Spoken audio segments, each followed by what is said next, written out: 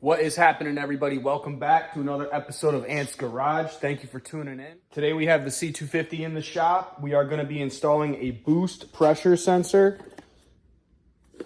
So very excited to be able to monitor the boost and the vacuum on the car. Again, just something that's cool, extra to have.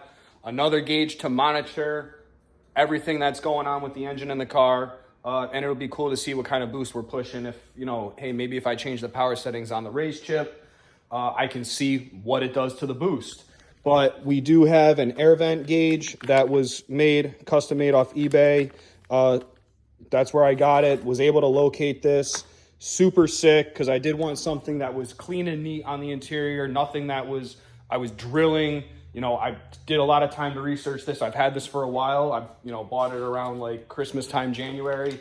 And then we have the Modal Works boost tap pressure sensor, or boost pressure tap sensor thing, whatever you want to call it. Believe we'll be going into here. And then this is where, under here, into the firewall, that's the grommet. That, from online reading, it's going to go into the footwell. You got to take the under tray off, the kick plate under where your knees go, and should be right there. I was playing around with this a week or two ago, and then I was doing a little more research just because I didn't have everything. I still got to get some wiring and the boost taps for the fuses because I don't want to make this hack. It is a Mercedes. We like to keep things neat and clean, so that's the plan of attack. Just going to get the boost, the fuse taps and some wiring, but I have my wiring box over there. Here's the fuse diagram, all ready to go.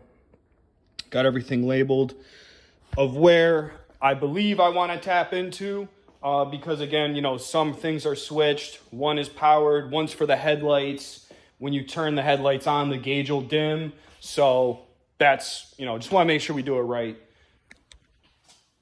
And that's it. We'll keep you updated. Stay tuned. If you're liking the content, please like, subscribe, and share. It'll just entice me to do more videos, see what I can come up with next. But this is what we got for today. Stay tuned. All right, so I got the boost tap. We're actually going to be going into the manifold. So there's the boost tap. I got it all lined up from Modal Works. That's just going to snap in together. And they give you new bolts or new screws. So I'm just going to drop these in. And we got the other one in the back. So we'll get this all buttoned up. There's where the vacuum line is going to go. This kit actually is pretty nice. It comes with the glow shift kit. Comes with 2 little hose clamps. So this is where we'd be tapping into. Apologize, we're not going here. We're going right into the manifold. I wasn't sure which sensor. I couldn't remember. I had replaced all of these before, but wasn't sure if this was like the funky, like Christmas tree looking one. Anyways, this is where it goes. We're going to be running our vacuum line here and routing it into that firewalls. But this is what we got so far. So I'm going to button this up. And that'll be the first step for under the hood stuff, at least for the one mechanical connection. So just for everybody's reference, these are T25s back there. At least the original were T25s. We're going to see what we got here. Let's see what these are. If they line up. Get this out of the way.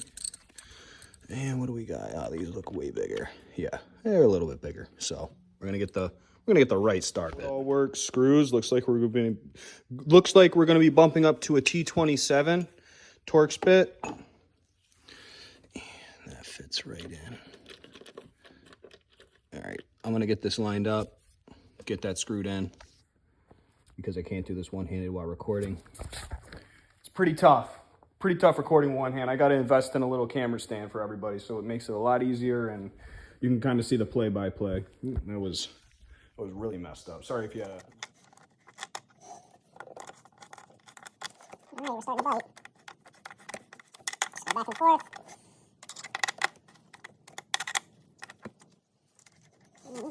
Looks like we're good. Just a little loose, but we'll get it there.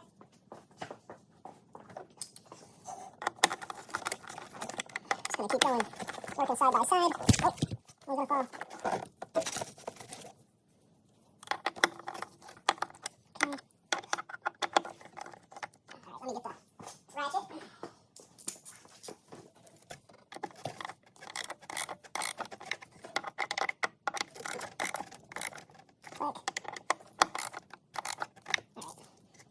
pretty secure. Don't want to go too tight, it's all plastic. Don't want to We crack got anything. the old air intake box reinstalled, clicked in with the boost tap on.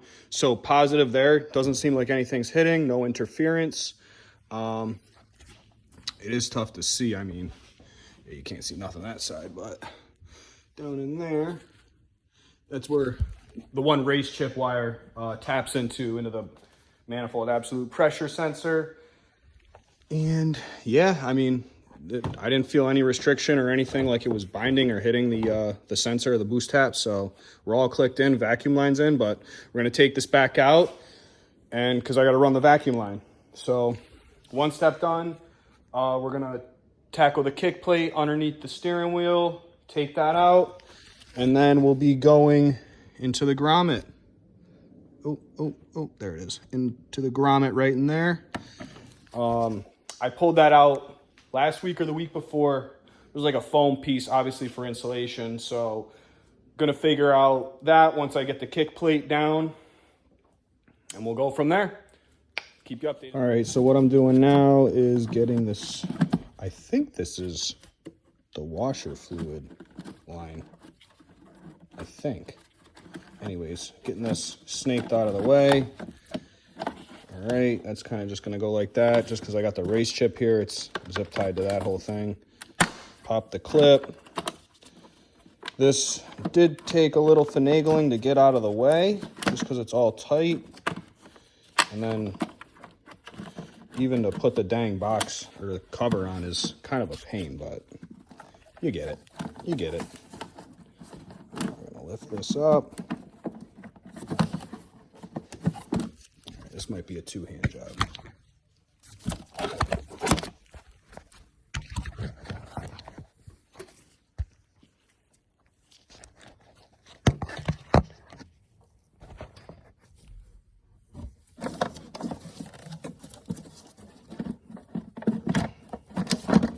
Just kind of lifts out.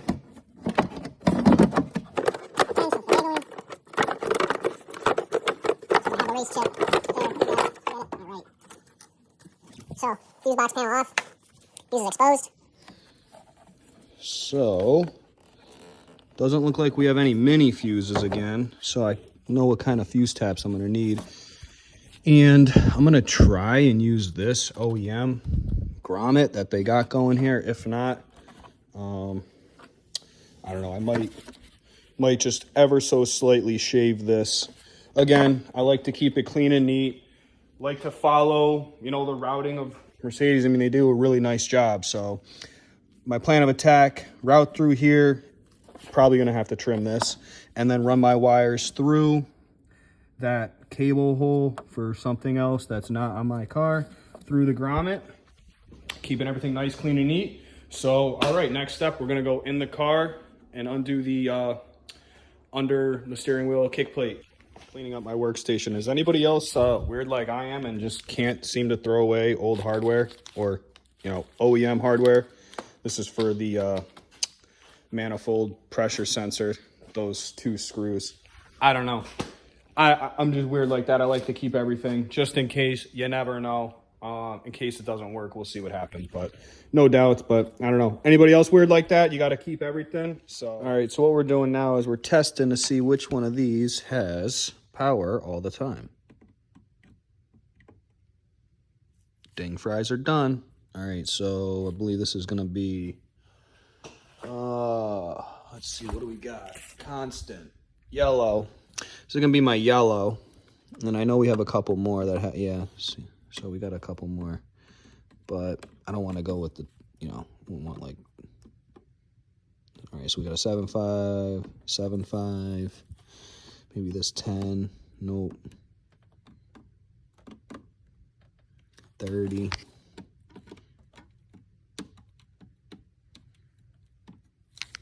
because they're only, 10 amp fuse taps, so you don't want to can't go too high. All right. Oh, we got that one. We got this one. I'm going to tap into this one, I think, for the headlight.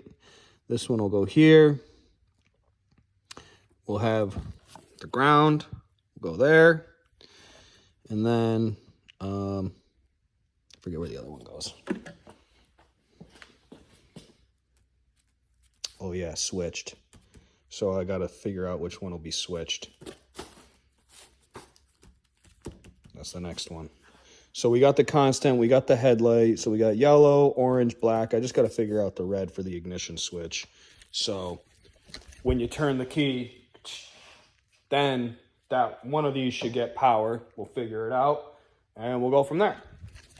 All right, so what I'm doing now is I'm just gonna go around and put on all my little, I got different heat shrink coloring, so I know, because I'm just gonna use black wire. I got black wire. I'm not gonna go, didn't feel like buying all different kinds of wire looms, so I'm just gonna go around, mark these, which one it's gonna be. So I got the yellow, I'm gonna have the red and the orange, and then black. I'm a big heat shrink guy. I got all my heat shrinks, and I got like 4 other boxes, so can never have too much heat shrink. Torch, and we'll get this going. Okay, so we have our constant power in the back. I'm trying to keep these spaced out. I don't want everything, you know, muddied up right next to each other for fitment. So I was going to use this one in the front, the 7.5, but I have the headlight one right here. So this will be my headlight. We have the full power in the back. Let's see if we're, yep. We got power all the time, banging. So we're good here. That's connected, this one. And now I'm just gonna go through and hopefully maybe this 10 is switched, or, you know, the 7.5s. I think this one's on all the time. Yep. These 7.5 seem to be on all the time. Maybe this 10, we'll see. I'm gonna go in there, turn the key just to the accessory, and we'll see, we'll keep testing. We'll see which one is switched, and then just ground. So perfect. These are working awesome. This one actually came from Advanced, the little fuse, and it came with fuses. Whereas these I got from AutoZone, just, you know, the fuse taps, but no big deal. Got the torch ready, heat shrinks. We got the instructions. We're on the mission. We're well on our way now.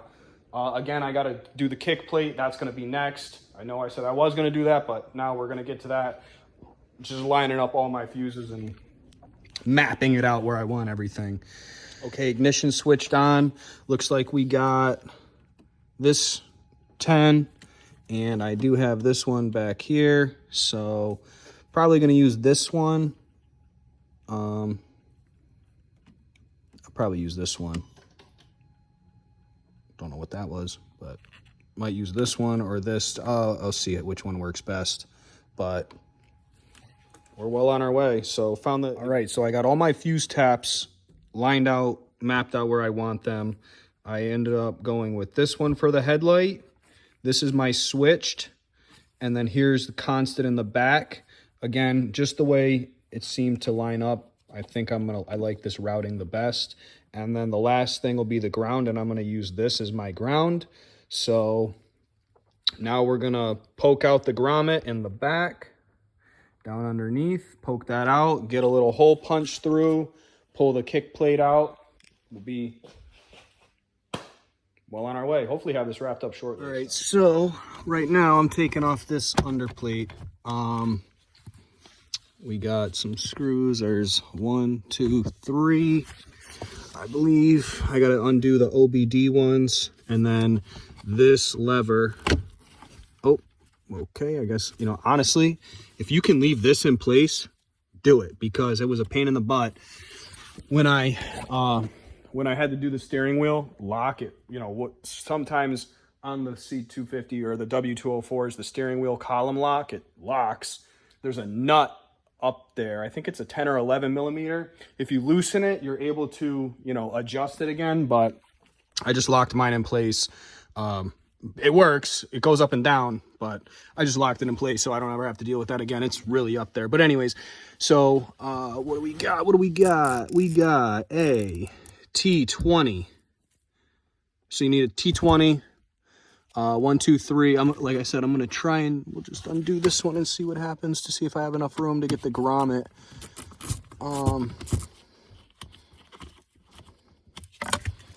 Again, hard doing it one-handed. All right, so we got these 3 out. I'm gonna put these in the cup holder. And then I got the dash piece out because I'm gonna pop this vent to mount my gauge right there. So the gauge is gonna mount right in there. I got that nice air vent. Let's see what happens here. I think I got one more in the back somewhere. Oh, you know what? I think I gotta undo maybe that. I can't exactly.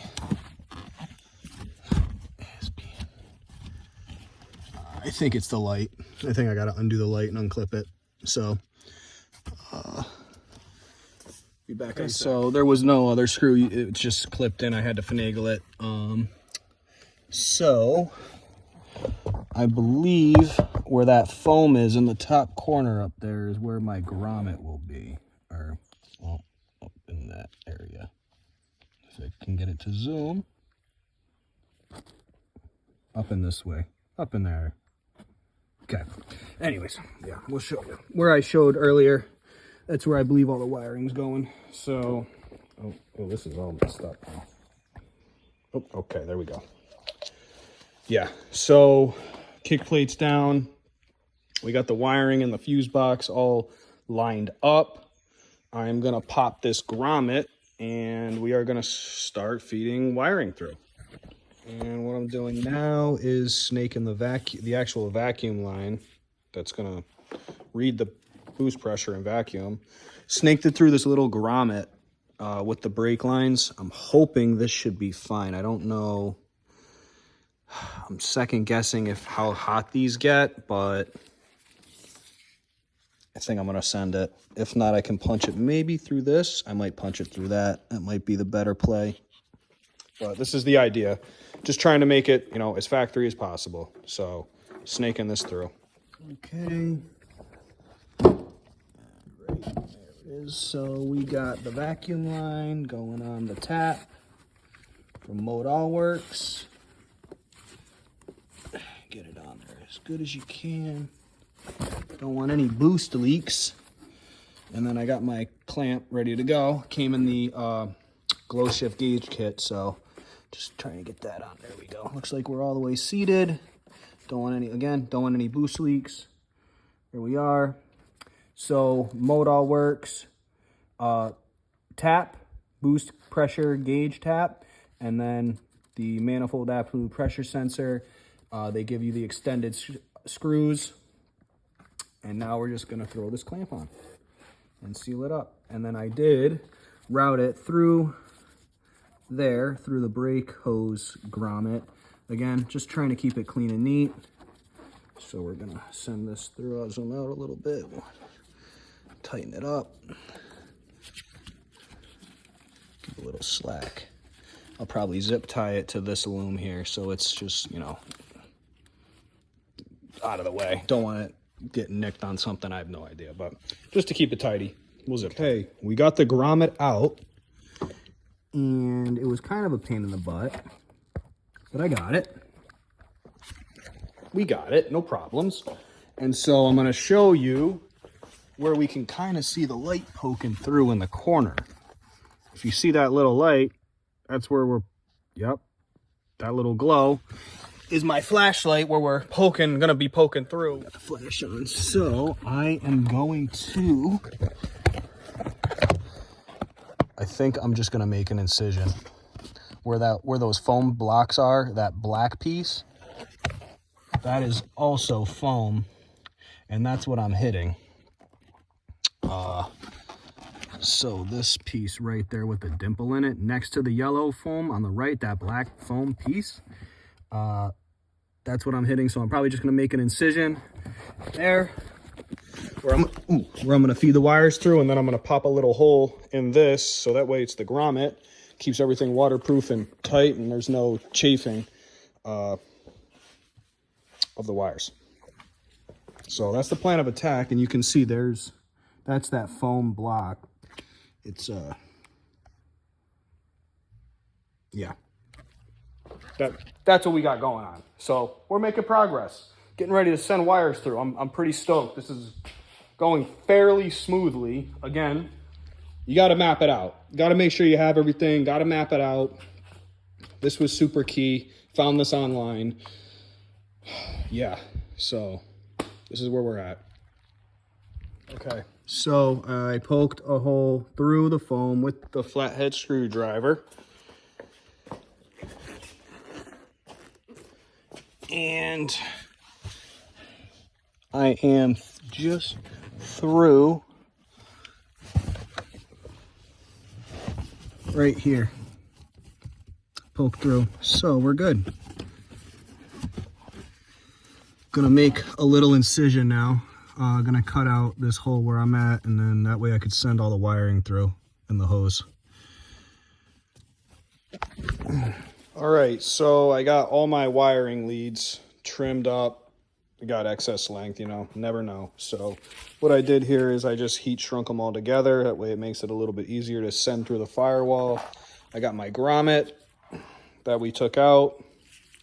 I got it cut in an X, and then I, you know, opened it up a little bit because we got to put all 4 of these wires through it, plus the vacuum line. And the vacuum line is pretty, you know, it's a decent diameter. So wanted to make sure we had plenty of room. That way it's not getting kinked up and there's no binding. So we got that. We're through. Gonna start sending wiring through, and then we'll get the gauge all mounted up. All right, so since I'm using all black wire, I had to go through and label it.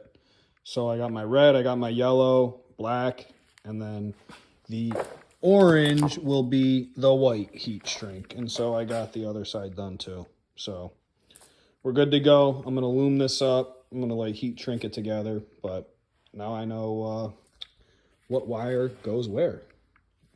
All right, everybody. We are feeding everything through the firewall. So we got the vacuum line, we got the 4 wires through the grommet, all nice and labeled. And obviously you gotta have your handy dandy coat hanger, you know, sacrificial one. But this is what we got going on so far. So we're snaking through. Vacuum line, 1, 2, 3, 4 wires, just going slow. You know, don't want to kink anything. Definitely don't want to kink this or rip it or anything. So, yeah, got some foam, but we're doing good. So far, so good. Just takes time. That's it. Just takes a little time. Map everything out. You'll get it. That's all you can do. Just map it out. And yeah, I'm pulling it through. Next, we're gonna wire up. I'm gonna get the gauge all figured out. I think that's honestly where I gotta start next. I gotta start getting this all in there. That's the next thing. We are too slick right now. That grommet falling right into place. We got everything tucked in. Gonna utilize this clip. I think it's for some cable that obviously didn't come on my car. So I'm routing everything through that. We got the hose nice and loose, no kinks, routed nicely. Again, I'll button it all up, but we are we're in business. We're in business, baby. We are in business. So wires are there. Vacuum hose is there somewhere. Yep. Doing good. Okay. Wiring separated. Got my 3 colors over here. We got the ground here. Vacuum line routed in. We have... Alrighty, we have the vacuum hose routed through. We got the wires routed through. All nice and neat. Can't even tell. Won't even be able to tell. Tuck this up. Boom. Ding fries are done, baby. Ding fries are done. We're close. Next is to pop this off. And getting ready to feed the gauge through. This is what it's going to look like. Air vent, gauge, pod holder. Just getting ready to mock this up. Okay, so big breakthrough. I know I was researching, I was playing around with a little bit. The vent on the driver's side to get this circular vent out, I got it. So you're going to reach in through here and you're going to grab these two tabs and the whole thing just slides out. Look at that. Ding, fries are done, baby. Let's go. Ooh, let's go, baby. So perfect. Just gonna undo this. Yeah, that was actually super easy. So just these two clips. That's it. Boom. Snaps in and out. Not bad, honestly. Not bad. Way easier than the pre-facelift. The other one, you need like special tools. I had my picks out. I had everything. I was, you know, nightmare. But we got it. You know, Mercedes making it nice and easy. Now we're going to drop the gauge in. All right, so I had to modify, basically just trim this a little bit. It was sticking up, like couldn't even get any threads on it. It was like sitting right there. So I trimmed it down with my nice little M12 grinding wheel. Made quick work of that. And now we can drop on the mounting hardware for the gauge. Ooh, it's gonna look good. It's coming along.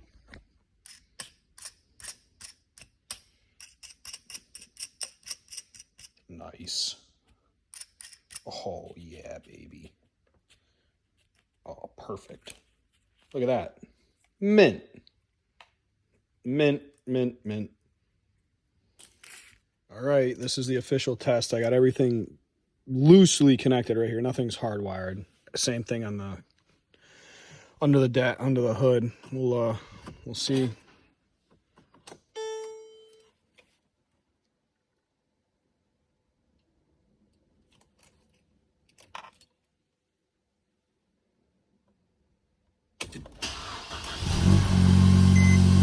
Oh snap. There it is.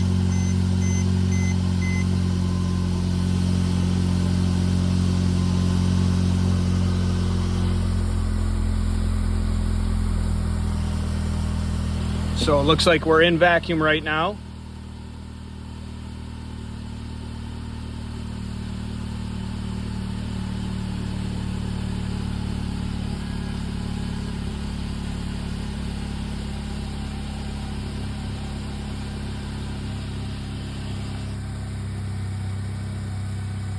Sweet. Let's go. Check engine light is on. That is because of the catless downpipe. So I do have a check engine light because of the catless downpipe. It goes below threshold of temperature. But that's what that is. So looks like it's working. I mean, pretty stoked. The test went well. Had everything loosely wired up. So for under the dash, I'm going to use these, just these only. But then I will use these plus some heat shrink for under here just to make sure it's extra watertight. You never know. But yeah, I'm going to clean this up. And it should be good. Full first. All right, we are just buttoning everything up now. I took the fuse panel cover. I took the Dremel, whittled it out a little bit. We're going to see if it test fits, but everything's buttoned up. 1, 2, 3. Nice and clean, zip tied just to keep everything snug from wiggling out. Yeah, so we're going to do the old test fit. I'm probably going to have to trim it a little more, but, you know, just trying to make it happen. So we got that all done. Next will be the wiring inside. I'm going to grab a bite to eat. I'm starving, so going to try and get this cover on. Once the cover's on, then I'm going to button up the car. That's it. Check for leaks, check any loose connections. We're good to go. What is happening to everybody? It's a couple weeks later since I installed the boost vacuum gauge. But as you can see, everything's working properly. It's sucking good vacuum. This is on a cold start. Just got in the car after a day of work. First time starting up. But yeah, it is all good. Pushing around 17 PSI if I really get into it, but you know, steady 5-10 PSI boost if you're just cruising around. Vacuum just dropped down, so that's basically where you sit at idle for the C250. Around 20 inches of mercury, I think, is what we That's how it's measured. But yeah, no, I hope the video helped. This is how you install a vacuum boost gauge in a C250. Again, I got this gauge pod holder off eBay. It's mint. It looks so good. Here it is, the dash. It saves the color because we installed it right, so I don't have to change the color every time. But yeah, hope the video helped. Please like, subscribe, and share. If you like the video, see you in the next video. Take care.